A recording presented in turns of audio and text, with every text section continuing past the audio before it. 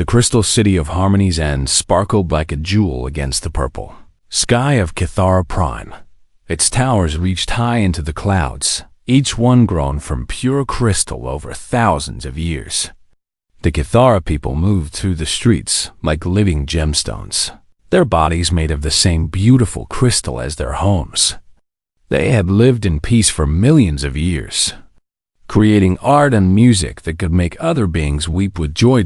But today, the city was dying. Resonance of Hope stood at the highest window of the central spire, watching the horizon with growing fear.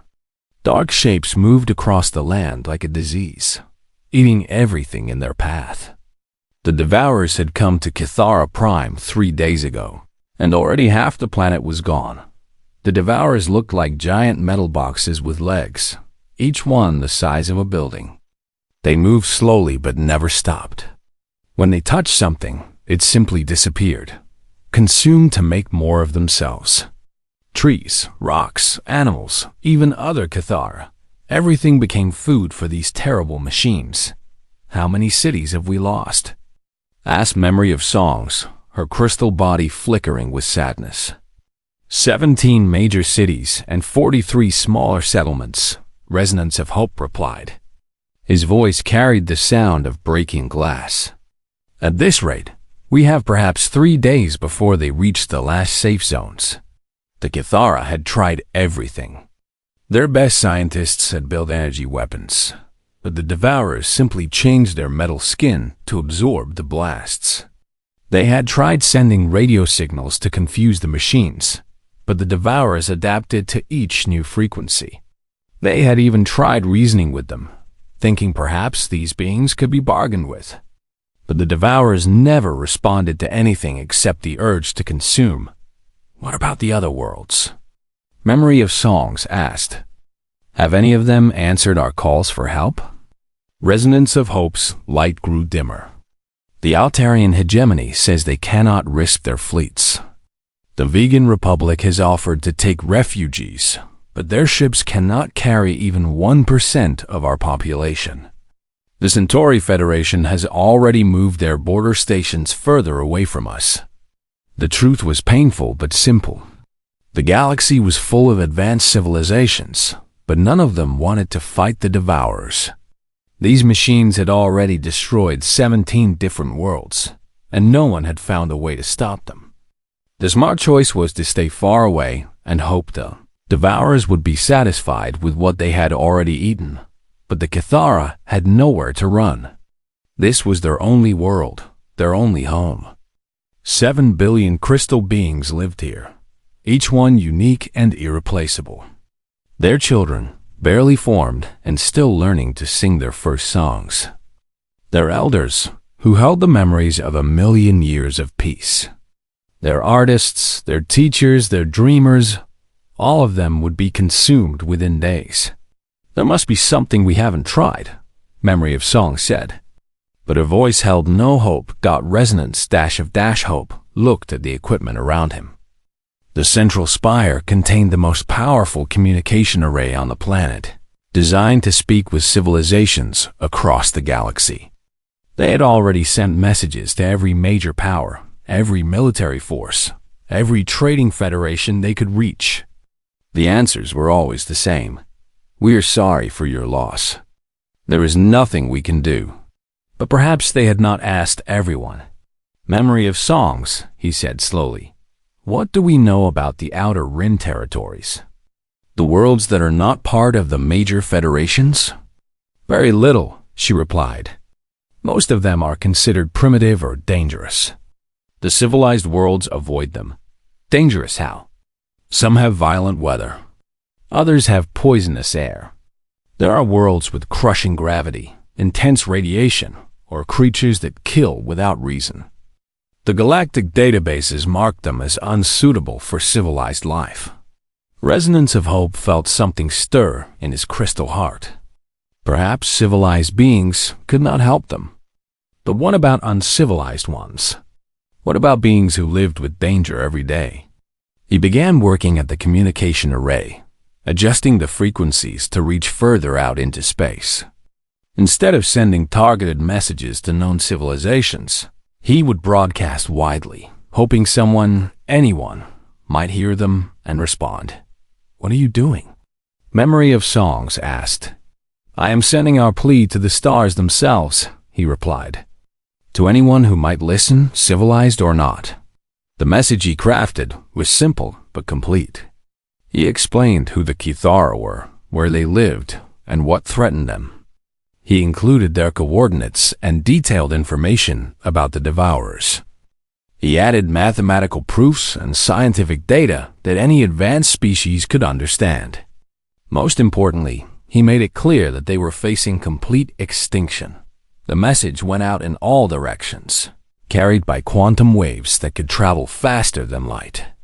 It would reach dozens of worlds, hundreds of listening posts, thousands of ships traveling between the stars. Most would ignore it. Many would not even understand it. But perhaps someone, somewhere, would care enough to help. Hours passed. The Devourers continued their advance, now visible from the central spire as a dark line moving slowly but steadily toward the last crystal cities. Reports came in from the outer settlements, each one ending in static as the communication centers were consumed. Then, just as Resonance of Hope was beginning to lose hope, a response came through the array. The message was short and used simple language, but it came from a world listed in their databases as Class 12, Death World. Extreme caution advised. The message said, "We heard you. Help is coming. Don't give up." Memory of Songs looked at the data. This transmission came from a system called Sol, the third planet from their star. According to our records, it's covered in water and has an oxygen atmosphere with dangerous weather patterns. What kind of beings live there? Unknown. Our surveys marked it as too dangerous to visit. Resonance of Hope stared at the message. Someone from a world so dangerous that the galactic community avoided it had just promised to help them. It seemed impossible. How could beings from such a place even survive, let alone travel between stars? But as another crystal city went dark on their sensors, consumed by the advancing Devourers, he realized that impossible help was better than no help at all. "Send a reply," he told Memory of Songs. "Tell them our exact location and how much time we have left." Outside the window, the purple sky was growing darker as smoke rose from the dying cities. But for the first time in days, Resonance of Hope allowed himself a small flicker of light. The debris field where Princess Kithara had vanished stretched across thousands of miles of space. Broken pieces of Zelthani crystal ships floated like frozen tears, still glowing faintly with the last memories of their crews. The Curiosity moved slowly through the wreckage, its sensors working hard to find whatever Dr. Kim had detected. Marcus Chun stood on the bridge, watching the screens show twisted metal and shattered crystal.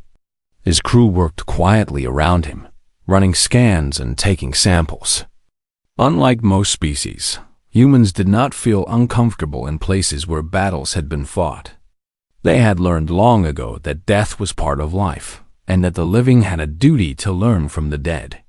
"The signature is getting stronger," Dr. Kim reported.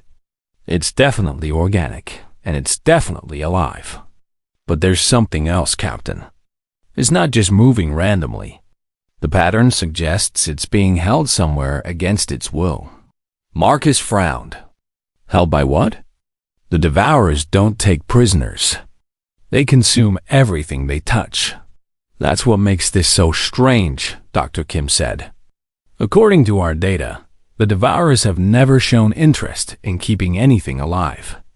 But this signature is definitely being contained somehow." Lieutenant Torres, the ship's communications officer, looked up from his station. "Captain, I'm getting reports from the Galactic Council. They're ordering all ships to stay away from this sector. They say it's too dangerous for any rescue operations." Marcus was not surprised. The Galactic Council was made up of the oldest and most advanced species in the galaxy. They were very smart and very careful, which meant they were also very slow to take risks. They had probably spent weeks discussing what to do about the Devourer advance. And their answer was always the same: retreat and wait for someone else to solve the problem. What about the Zelthani government? Marcus asked. Are they sending any ships? No, sir, Torres replied. Their queen has not responded to any communications. Their military is focused on defending their remaining worlds. They've written off anything in Devourer space as lost. Dr. Kim enhanced her readings and pointed at the main screen. Captain, look at this. The energy signature is moving in a specific direction. It's being taken somewhere, and I think I know where. The screen showed a map of local space with red dots marking Devourer ships. Most of them were small attack vessels, but one was much larger than the others. It was moving slowly through the debris field, stopping at certain spots to collect something. That's a processing ship, said Dr. Martinez, their xenobiology expert. The Devourers use them to break down the biological material they collect. They're like giant stomachs that can fly through space. Marcus felt a chill run down his spine. And you think whatever Dr. Kim detected is on board that ship? It would make sense, Dr. Martinez continued. The Devourers might be keeping something alive to study it before consumption. They've never encountered Zelthani biology before. They might want to understand it first. Dr. Kim nodded excitedly. The quantum signature matches Zelthani life energy patterns. Captain, I think Princess Cathara might still be alive. The bridge fell silent. Everyone knew what this meant. If the princess was alive, she was trapped on a ship full of creatures that existed only to consume other life forms. She was probably being studied and tortured while her captors decided how best to absorb her life force. Most species would have sent this information to their governments and waited for orders. The smart thing would be to report the finding to the Galactic Council and let them decide what to do. The safe thing would be to return to human space and let someone else handle the rescue. But Marcus Chen was thinking like a human, which meant he was thinking about what was right instead of what was smart or safe. How long before that processing ship leaves this sector? He asked. Dr. Kim checked her instruments. Based on its current speed and direction, maybe 6 hours. After that, it will probably jump to wherever the main Devourer fleet is going next.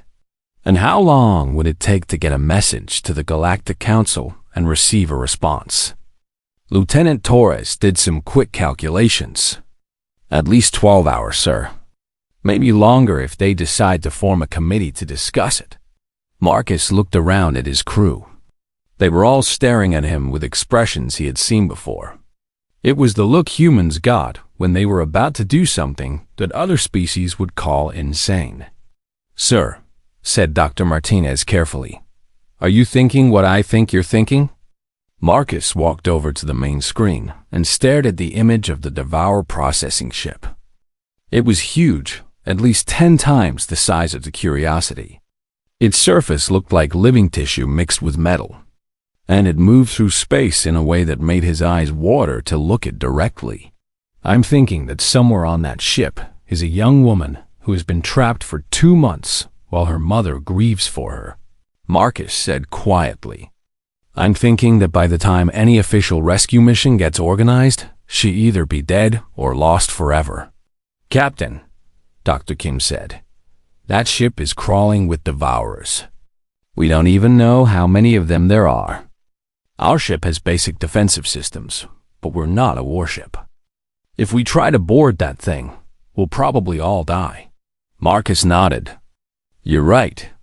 This is a terrible plan with almost no chance of success. Any of you who want to leave can take the shuttle back to the nearest human station. I won't think less of you. Nobody moved. Sir, said Lieutenant Torres, with respect, that's the worst sales pitch I've ever heard. You make it sound like we're definitely going to die. We might, Marcus admitted. The Devourers have destroyed entire fleets. We're just one small ship with 12 people on it. Dr. Martinez laughed, but it was not a happy sound.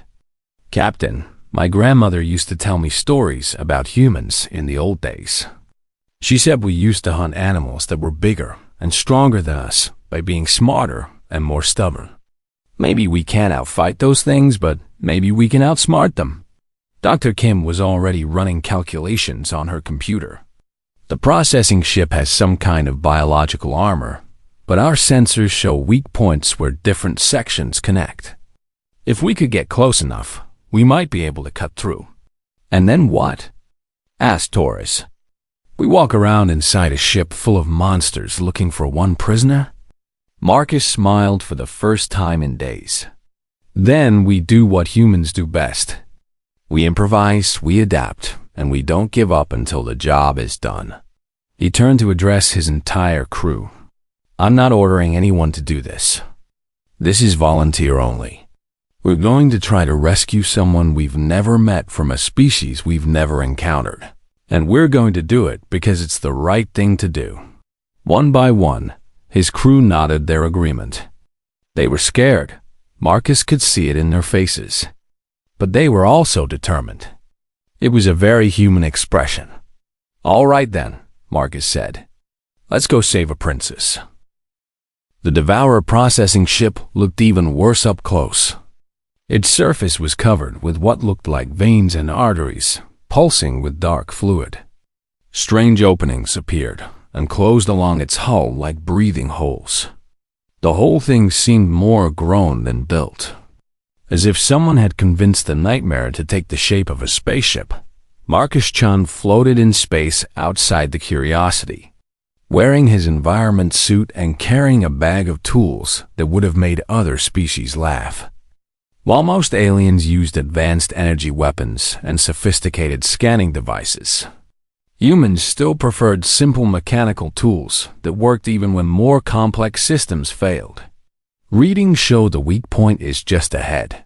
Dr. Kim's voice crackled through his helmet radio. The hull is thinner where the feeding section connects to the storage area. You should be able to cut through with the plasma torch. Marcus activated his suit's thrusters and moved carefully toward the spot Kim had identified. Behind him, Dr. Martinez and Lieutenant Torres followed, carrying their own bags of equipment. The rest of the crew stayed on the Curiosity, ready to provide support or escape if things went wrong. The surface of the Devourer ship felt warm against his gloved hands, and it seemed to pulse with a heartbeat. Marcus tried not to think about what that meant and focused on setting up his cutting tool. The plasma torch was old human technology, crude but reliable. It had been designed to cut through asteroid rock, but it should work on alien bioarmor too. Beginning cut now, Marcus whispered into his radio. The torch lit up with blue fire and began to slice through the ship's hull. The material resisted at first, then suddenly gave way like cutting through thick skin. A foul-smelling gas escaped from the opening, and Marcus was grateful for his suit's air recycling system. Hole is big enough, he reported. We're going in. The inside of the ship was like being swallowed by a giant creature. The walls were curved and organic, covered with a slick substance that might have been moisture or something worse. Strange lights pulsed along what looked like nerve pathways, providing just enough illumination to see by. Marcus pulled out a simple compass and checked his direction. Unlike more advanced species, humans still use magnetic navigation as a backup to their electronic systems. It was a good thing, because the inside of the ship was interfering with their high-tech equipment. This way, he whispered, pointing down a corridor that curved away into darkness. Dr. Kim, are you still getting the life sign reading? Barely, Kim's voice replied through static.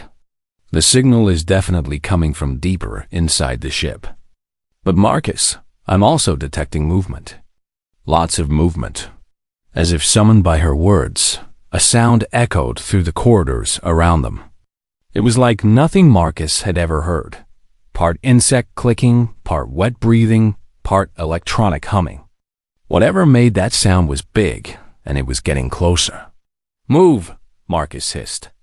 And the three humans began jogging through the twisting passages.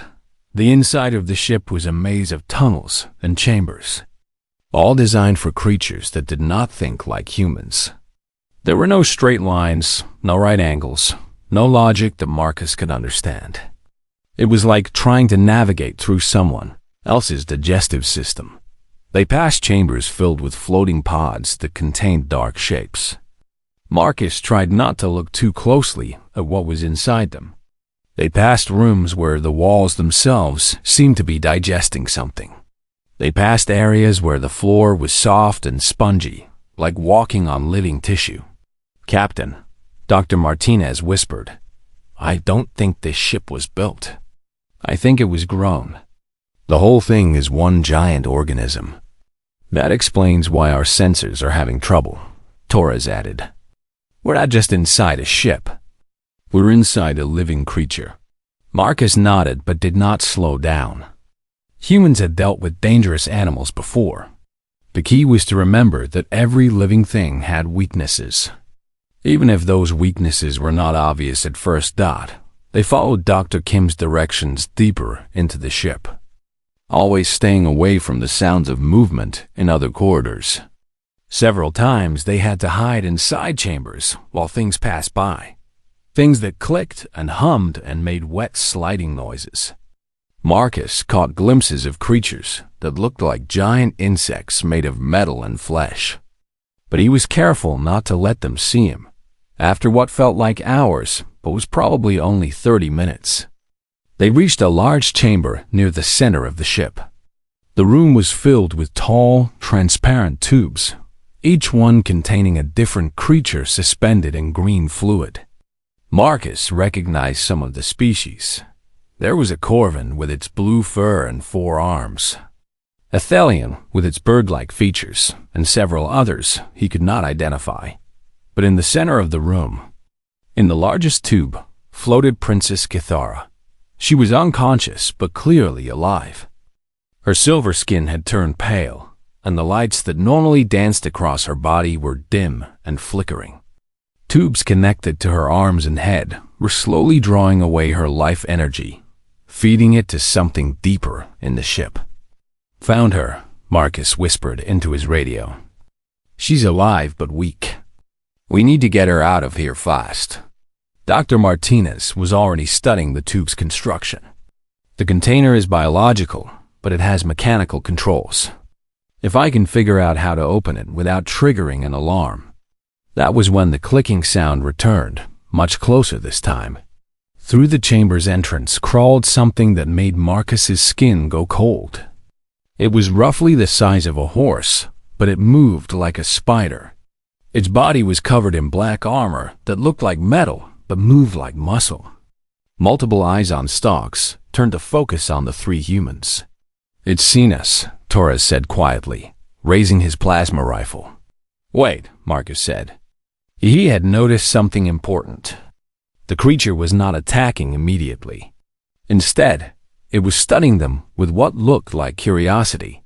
Its head tilted to one side, and it made a different sound, not clicking, but almost like a question. "I don't think it recognizes us," Marcus realized. "We're not in its database. It doesn't know if we're food or threat or something else."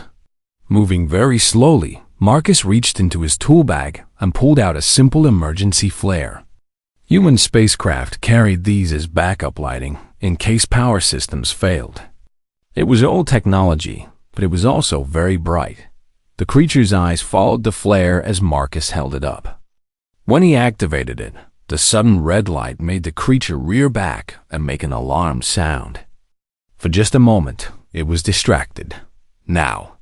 Marcus shouted. Dr. Martinez's hands flew over the tube's controls, while Torres kept watch at the entrance.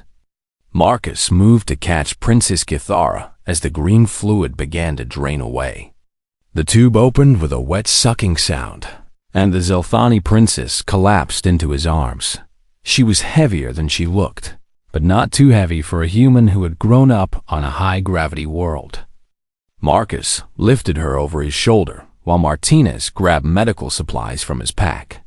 She's breathing but unconscious, Martinez reported quickly. Her life signs are weak but stable. We need to get her medical attention soon. The creature in the doorway had recovered from its surprise and was making loud clicking sounds that echoed through the ship. More clicking answered from other parts of the vessel. They're calling for help, Torres said grimly. We need to move now. Marcus looked around the chamber at all the other tubes containing prisoners. There was the Corvan, the Thelian, and at least 6 others from species he did not recognize. All of them were alive. All of them were being slowly consumed. Captain, Torres said urgently, we have to go. We can't carry them all. Marcus stared at the other prisoners. Every human instinct told him to try to save them too. But he also knew that Torres was right. They could barely carry one person, and the Devourers were already hunting them. I'm sorry, he whispered to the other prisoners, even though they could not hear him. I'll try to come back for you. The 3 humans ran from the chamber as the sounds of pursuit grew louder behind them. Marcus carried Princess Kithara while Martinez and Torres cleared the way ahead. The ship seemed to be waking up around them. Walls pulsed faster, lights grew brighter, and strange alarms began to sound. The exit is this way, Marcus said, following his compass back through the maze of corridors. Behind them, the clicking sounds grew closer and more numerous. They reached the hole they had cut just as the first Devourer creature appeared at the far end of the corridor. It was different from the one in the chamber, longer and thinner, built for moving fast through tight spaces. When it saw them, it let out a shriek that made Marcus's ears ring even through his helmet. Go, go, go! Torres shouted, pushing Marcus toward the opening. Martinez went first, then Marcus with the princess, then Torres covering their retreat. They jetted through space toward the Curiosity as the Devourer ship began to change behind them. The hole they had cut was already sealing itself, and new openings were appearing along the hull. Things that looked like weapons were growing from the ship's surface. Curiosity, we need pickup now. Marcus called into his radio. Dr. Kim's voice crackled back. Coming in hot, Captain. Hold on. The human ship swooped down and caught them at its docking bay, just as the first energy blast from the Devourer ship lit up the space around them. As soon as they were inside, the Curiosity's engines roared to life and carried them away into the darkness between the stars. Princess Kithara woke up slowly, like rising from the bottom of a deep, dark ocean. The first thing she noticed was that she was warm. For months, she had been cold, so cold that she had forgotten what warmth felt like. The second thing she noticed was that she was clean. The horrible green fluid that had filled her lungs and covered her skin was gone. The third thing she noticed was that someone was talking in a language she had never heard before. Her biosigns are stabilizing, a female voice was saying. The neural pathways show normal activity patterns. I think she's waking up. Kithara opened her eyes and saw a ceiling made of plain metal painted white. It was not crystal like Zelthani architecture, not organic like Devourer bioships, but something in between. Simple and clean, and somehow reassuring. A face appeared above her, a human face, though she did not yet know what humans were called. The creature had dark skin, brown eyes, and short black hair. It was smaller than a Zelthani and had only 2 arms, but its expression was gentle and concerned. Hello, the creature said, and somehow Kithara understood the words even though they were in an alien language. My name is Dr. Martinez. You're safe now. Can you tell me your name? Kithara tried to speak, but her voice came out as a whisper. I was Princess Kithara of the Zelthani Empire. But that was... how long ago? About 2 months, Dr. Martinez said kindly. We pulled you out of a Devourer processing ship. Do you remember what happened? The memories came flooding back. The battle, the impossible defeat. waking up in that terrible tube while creatures drained her life away drop by drop. Kithara's skin flashed red with remembered fear and anger. "How did you find me?" she asked. "Who are you? What species are you that you would enter a devourer ship?" "We're humans," said another voice. Kithara turned her head to see a male approaching her bed. He was older than the first one, with gray in his black hair and tired eyes behind simple glasses. "I'm Captain Marcus Chun. We picked up your life signature in the debris field and came to investigate." Kithara stared at him in confusion. "Humans? I have never heard of your species. Are you part of the Galactic Council?" "We're new to the galaxy," Marcus said with a small smile. "We only discovered faster-than-light travel 50 years ago. Most other species think we're primitive. Then why did you come for me? What did my mother promise you? What do you want in payment for this rescue?" Marcus and Dr. Martinez looked at each other in a way that Kithara could not interpret. Then Marcus sat down in a chair next to her bed. "Princess, your mother doesn't know we exist. She didn't send us. We came because we detected that you were alive and in trouble, and we thought we could help." This made no sense to Kithara at all. In Zelfani culture, as in most galactic civilizations, rescue operations were matters of politics and economics. You saved someone because they were valuable to you, or because their family could pay you, or because you owed them a debt. You did not risk your life for strangers. "I don't understand," Kithara said. "If my mother did not send you, and you expect no payment, why did you risk your lives? Your ship could have been destroyed. You could have all died."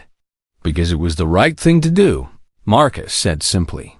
Kithara's skin flashed through several colors as she tried to process this. In her language, there were words for profitable actions, for obligated actions, for strategic actions. But there was no direct translation for doing something just because it was right. Before she could ask more questions, alarms began sounding throughout the ship.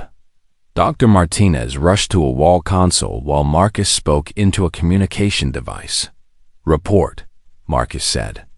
"Captain, we've got Devourer pursuit ships on our tail," came the reply from the bridge.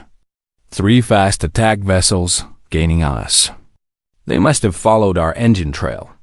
Marcus stood up quickly. "How long until we reach the hyperspace jump point?" 45 minutes at current speed. "But sir, the attack ships will catch us in 30. Kithara tried to sit up, though her body was still weak. "Captain, you must leave me behind. Jettison me in an escape pod. The Devourers want me, not you. If you give me to them, they might let your ship go." Marcus turned to look at her with an expression of shock. "Princess, we're not leaving you behind." "But it's the logical choice," Kithara protested. "I am one person. Your ship has 12 crew members. The mathematics are simple." "The mathematics might be simple," Marcus said. "But humans don't make decisions based only on mathematics." The ship shuddered as something hit it from behind. Dr. Martinez called out from her console, "Energy weapons fire." "Our shields are holding, but they won't last long against 3 ships." Marcus spoke into his communicator again. "All hands, prepare for evasive maneuvers. And get me a damage report on the engines." Kithara watched in amazement as the human crew worked to save their ship. They moved with efficiency and purpose, but also with something else. They seemed to genuinely care about each other. When one crew member reported that he was injured, another immediately went to help him, even though it meant leaving his own station unguarded. "Captain," came a voice over the comm. "This is Torres. I've got an idea, but it's risky." "Let's hear it," Marcus replied. "The Devourers are tracking our engine signature, right? What if we shut down the main engines and use only the maneuvering thrusters? We'd be moving slowly, but we might be able to hide in the asteroid field ahead." "That's insane," Dr. Martinez said. "If they spot us while we're moving that slowly, we'll be sitting ducks." It's better than trying to outrun them, Torres argued. Our engines are already damaged. We're not going to make it to the jump point. Marcus was quiet for a moment, thinking. Finally, he said, "Do it. Shut down the main engines and take us into the asteroid field. Everyone else, prepare for silent running." The ship went dark and quiet around them. Kithara could feel them moving more slowly, drifting between huge rocks in space. Through a small window, she could see the Devourer ship searching for them, their organic hulls pulsing with predatory hunger. "Why are you doing this?" Kithara whispered to Marcus. "You could still surrender me to them. You could save your crew." Marcus looked at her seriously. "Princess, there's something you need to understand about humans. We have a saying, no one gets left behind. It means that once you're part of our group, we don't abandon you. Ever. Even when keeping me puts everyone else in danger. Especially then." Kithara's skin shifted through colors that had no names in any language, emotions too complex for simple words. These humans were risking everything for someone they had just met, someone from a species they barely knew, someone who could give them nothing in return. It was either the most noble thing she had ever seen, or the most foolish. The Devourer ships passed close by their hiding place, but the asteroids blocked their sensors. After what felt like hours, but was probably only minutes, the enemy vessels moved on, searching other parts of the system. "They're gone," Dr. Martinez reported quietly. "We can restart the engines." As the Curiosity emerged from the asteroid field and jumped to hyperspace, Kithara thought about what she had witnessed. The humans had saved her not because they had to, not because they were paid to, but because they believed it was right. They had risked their lives for a stranger. And when that risk threatened their entire crew, they had taken an even bigger risk rather than abandon her. "Captain Marcus," she said, as the ship settled into its hyperspace course, "what you did today, this is normal for your species?" Marcus smiled tiredly. "It's what we try to do. We don't always succeed, but we try. And you expect nothing in return from me or my people." "We expect you to go home to your mother," Marcus said. "That's enough." Kithara was quiet for a long time, watching the star streak pass through the window. When she finally spoke, her voice was soft with wonder. "I think," she said, "that the galaxy is about to discover something very interesting about humans." Marcus did not ask what she meant.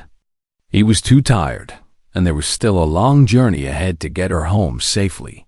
But Princess Kithara spent the rest of the trip thinking about a species that would risk everything for strangers, and what that might mean for a galaxy that had forgotten how to hope. Queen Lysara stood on her crystal balcony as she had every day for 2 months, staring at the stars and waiting for death to come. The city below her had grown dimmer each day as her people lost hope. The approaching Devourer fleet was only hours away from the outer defenses of the Zelthani homeworld. She did not notice the small ship approaching through the atmosphere until General Vorthik came running onto the balcony, his skin blazing with colors she had not seen in months, excitement, disbelief, and something that might have been joy. "My queen," he gasped, unable to control his flashing lights. "My queen, you must come to the landing platform immediately." "Leave me be," Lysara said without turning around. "Whatever news you bring, it cannot matter now." "Your Majesty," Vorthik said, his voice shaking. "Princess Kithara is home." Queen Lysara turned around so fast that her formal robes spun around her like liquid starlight. "What did you say?" "The princess, my queen. She's alive. She's here." A ship just landed carrying her. For a moment, Lysara could not move or speak. Then her skin erupted in brilliant white light, the color of pure, overwhelming joy, and she ran from the balcony, faster than she had moved in years. The landing platform was already crowded with Zelthani nobles and officials, all of them flashing with excitement and confusion. In the center of the group stood a small, plain ship that looked like nothing in the Zelthani fleet. It was made of simple metal and powered by basic technology that seemed primitive compared to their crystal vessels. The ship's door opened, and Princess Kithara stepped out. She looked older than when she had left, and her silver skin was paler than before. But she was alive, and the light patterns dancing across her body showed strength and determination. Behind her came 3 small aliens that none of the Zelthani recognized. Queen Lysara forgot all royal protocol and ran to her daughter, wrapping her in an embrace that made both of them glow like small suns. For several minutes, neither could speak through their tears and the overwhelming light of their reunion. "My daughter," Lysara whispered finally. "I thought you were lost forever. There was no death echo, no sign of your passing. We believed the worst. I was taken by the Devourers, Mother. They kept me alive on one of their ships, draining my life force slowly to study our biology." Kithara's skin flashed dark red at the memory. "I would have died there if these humans had not rescued me." Lysara looked over her daughter's shoulder at the 3 aliens standing quietly nearby. They were small and simply dressed, with none of the formal decorations or ceremonial weapons that usually marked important visitors. They looked ordinary, unremarkable, and completely out of place among the crystal spires and flowing lights of Zelthani architecture. "Humans?" Lysara asked. "I have never heard of this species. Are they mercenaries? What payment did you promise them?" "That is what I asked," Kithara said, her skin flickering with amazement. "But Mother, they want nothing. They rescued me not for payment or politics or strategy, but because they believed it was the right thing to do." Queen Lysara studied the 3 humans more carefully. The one in front, an older male with gray in his black hair, stepped forward and bowed politely, but without the deep prostration that was customary when meeting Zelthani royalty. "Your Majesty," he said in accented but understandable Zelthani. "I am Captain Marcus Chun of the human ship Curiosity. We are honored to return your daughter to you safely." "Captain Chen," Lysara said, her voice formal but not unfriendly. "My daughter tells me that you asked for no reward for this rescue. This is unusual. What do you and your people truly want from the Zelthani Empire?" Marcus looked slightly uncomfortable with the question. "Your Majesty, we want nothing except to continue our research. We are scientists, not diplomats or traders. We study how different species live and work together in the galaxy. And you risked your lives for a stranger to further this research?" "No, Your Majesty. We risked our lives because Princess Kithara needed help, and we were in a position to provide it." Lysara's skin shifted through several colors as she tried to understand this. Around them, the gathered Zelthani nobles were also flashing with confusion. This kind of behavior made no sense in their worldview. "Captain Chun," Lysara said slowly, "perhaps you could explain your motivations more clearly. What benefit does your species gain from such actions?" Marcus was quiet for a moment, choosing his words carefully.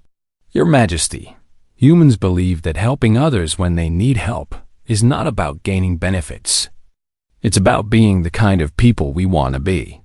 We want to live in a galaxy where beings help each other, so we try to do our part to make that happen." General Vorthik stepped forward, his skin showing skeptical orange patterns.